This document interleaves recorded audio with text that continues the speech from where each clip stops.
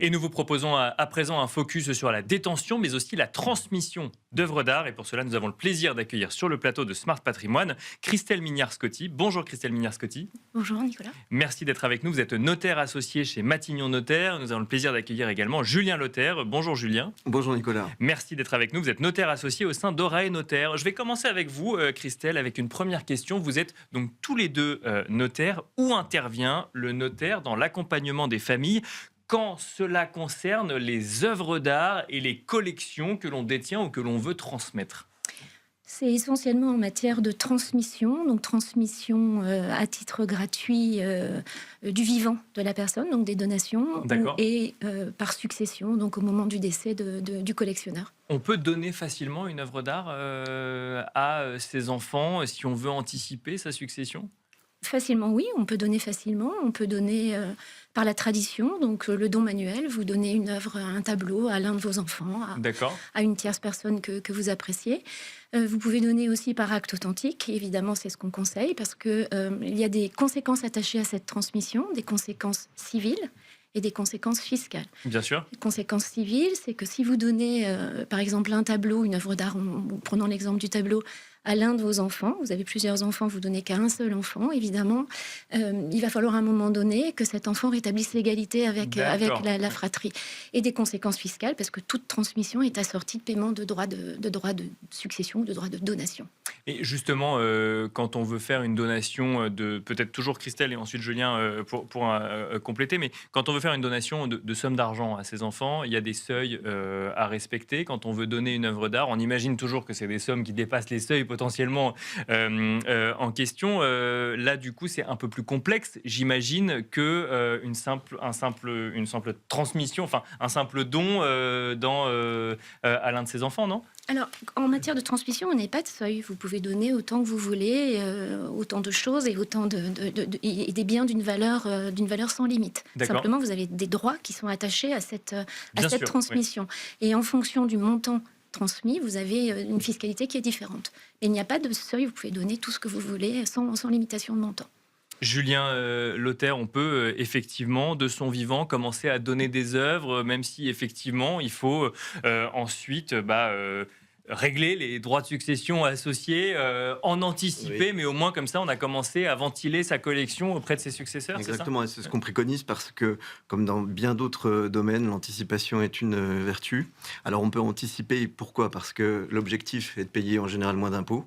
Et les transmissions avec réserve d'usufruit s'appliquent aussi aux collections d'œuvres d'art. D'accord. Parce qu'elles permettent quand même de défiscaliser une partie de la transmission. Là, on parle de quoi? En fait, on sépare nue propriété et usufruit, c'est ça? Oui, exactement. Et on donne uniquement la nue propriété de l'œuvre? On peut donner la nue propriété de l'œuvre aux enfants. Les parents gardent l'usufruit, donc ils ont la maîtrise économique leur vie durant de l'œuvre. Et leur usufruit s'éteint à leur décès, sans fiscalité nouvelle. C'est la vertu fiscale de l'anticipation. Et puis on a une vertu, on va dire, de droit civil aussi classique, mais très importante en matière d'œuvres d'art, c'est d'assurer l'attribution aux enfants d'œuvres d'art pour éviter une indivision successorale qui peut créer des tensions et éventuellement un éclatement de l'unité de la collection. Avant de revenir peut-être sur l'attribution d'œuvres d'art, sur cette notion de nue propriété usufruit, ça veut dire que chaque œuvre d'art peut voir sa propriété quelque part divisée en deux entre nue propriété et usufruit, ou est-ce qu'il faut que ces œuvres d'art soient détenues par une société, par exemple, ou ça peut se faire directement sur l'actif? Les deux chemins, en fait, s'envisagent. C'est-à-dire qu'on peut soit avoir une détention en tant que personne physique des œuvres d'art, les parents ont l'usufruit en général, les enfants la nue propriété, soit les parents ont apporté leur œuvre d'art, leur collection éventuellement à une société, qui peut être une société civile, et à ce moment-là, ce sont les parts sociales qui vont être démembrées. Il y a une bonne pratique, d'ailleurs la question est ouverte, hein. Christelle, n'hésitez pas à réagir aussi. Est-ce qu'il y a une bonne pratique qui fait qu'en dessous ou au-dessus d'un certain seuil, ou dans certains cas, il vaut mieux que ce soit apporté à une société ou détenu en direct dans le cadre de la transmission? Je dirais que c'est du sur-mesure, oui, c'est vraiment du cas par cas. Sur-mesure. Alors, ce qui est important de mesurer, c'est que quand on a plusieurs enfants, on parle de transmission en ligne directe, mais que plusieurs personnes propriétaires indivises d'une œuvre d'art, c'est très compliqué à gérer au quotidien. Bien sûr. Vous voyez bien qu'ici, on a un tableau qui est stocké. Voilà, exactement. Qui l'accroche dans son salon, qui l'assure, quelles sont les modalités pratiques, est-ce qu'on fait à tour de rôle, on l'accroche à tour de rôle dans son salon, et donc les modalités modalités de transport, les risques, ça coûte cher, il y a des risques d'altération de l'œuvre.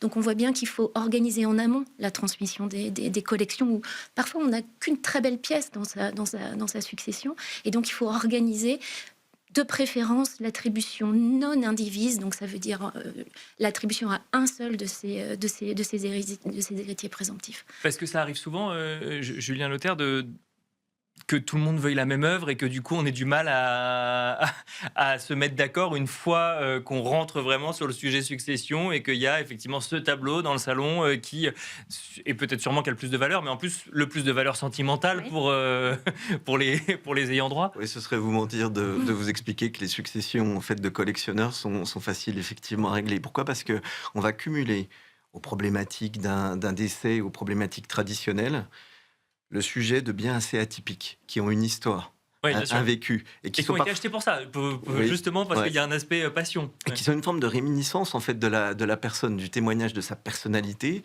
des choix qu'il a pu faire sa vie durant. Et donc, par définition, on tombe dans l'affect. L'affect, c'est la subjectivité. Et c'est là où nous, notaires, on essaye humblement d'apporter un peu de raison, de recul pour trouver les conditions en fait, d'une entente. Mais on est effectivement, si on n'anticipe pas, on est sur une poudrière, potentiellement. Et donc là, il y a deux solutions. C'est où on attribue de son vivant, ou on vend avant que sa succession arrive. Oui, c'est ça. Ou alors, peut-être par testament. Prévoir ce qu'on appelle, nous, le testament partage. Prévoir quand même des lots pour éviter une indivision entre les héritiers et faire déjà le choix de la distribution. Avec le risque de faire des lots de valeurs différentes. D'accord. Et que celui qui est attributaire du lot de la valeur la plus élevée doive indemniser ses frères et sœurs. Et donc se pose la question du financement de cette indemnisation.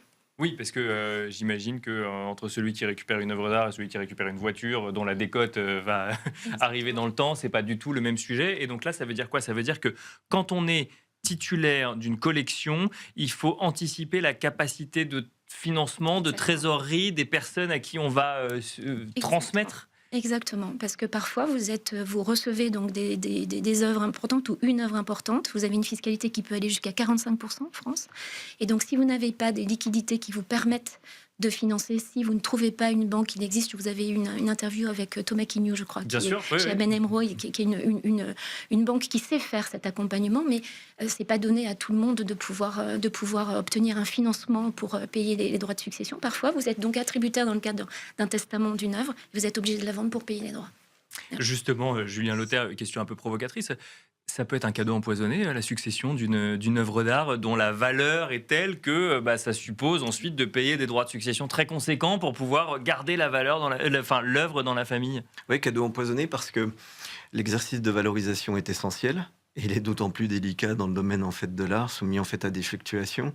Et le décès d'un collectionneur ou d'un artiste peut avoir un impact aussi sur la valorisation. Donc, ce qu'on croit être une forme de certitude à un instant T au moment du décès, date à laquelle on doit valoriser, peut complètement être mis en cause quelques mois plus tard, avec une valorisation revue à la baisse. Alors, heureusement, on a aussi des discussions intelligentes avec l'administration fiscale pour pouvoir avoir une application concrète et corréler normalement le montant de l'impôt à la valeur surtout de vente des actifs qui ont été transmis.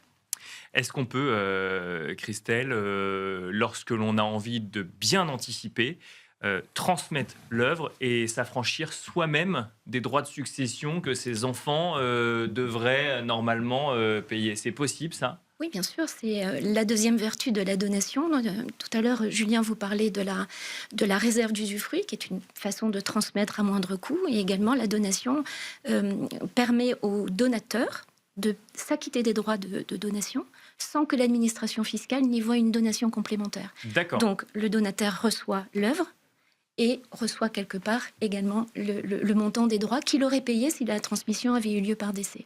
Donc ça, c'est la deuxième vertu très importante de la transmission entre vifs, de la donation. Et là, ça veut dire que lorsque l'on est propriétaire d'une collection, où on a, encore une fois, les moyens de s'affranchir des droits de donation, ou alors on passe forcément quand même par la vente de quelques actifs, de quelques œuvres d'art pour financer la transmission des œuvres restantes. Exactement. Alors vente ou dation en paiement également, on l'évoquait avec Christelle. Ce qu'on appelle la dation en paiement, on parlait de nos expériences en fait en tant que notaire. On peut remettre à l'État une œuvre d'art en paiement de l'impôt. L'impôt de donation, l'impôt de succession. Il faut reconnaître que c'est un parcours du combattant entre le ministère de la Culture, le ministère aussi des Finances. Et donc parfois, les intérêts ne sont pas toujours alignés. En conséquence de quoi, il faut bien préparer et le maître mot reste l'anticipation. Oui, et puis il faut des œuvres majeures, donc il faut vraiment avoir une petite collection déjà dans son patrimoine. Ça ne joue pas pour des collectionneurs modestes qui ont une ou deux œuvres. Mais ça peut être une solution, effectivement. Bien sûr. Sinon, l'autre solution, c'est de vendre quelques œuvres pour pouvoir financer les droits de donation sur les œuvres qu'on a absolument envie de voir rester dans la famille. Et c'est sûrement la meilleure solution pour anticiper, ou alors, effectivement, ce sujet de démembrement de propriété. Alors, la meilleure solution, mais parfois qui porte quand même atteinte à la volonté primaire du collectionneur, parce que la vente va postuler une dislocation de la collection, qui n'est plus une, comme lui l'avait en fait conçu. Et c'est la raison en fait pour laquelle, plutôt on va anticiper les sujets de valorisation, de transmission, éventuellement de démembrement de propriété, comme on l'évoquait en fait avec Christelle, plus on va limiter le montant de l'imposition et assurer à préserver, si possible, l'unité de l'œuvre.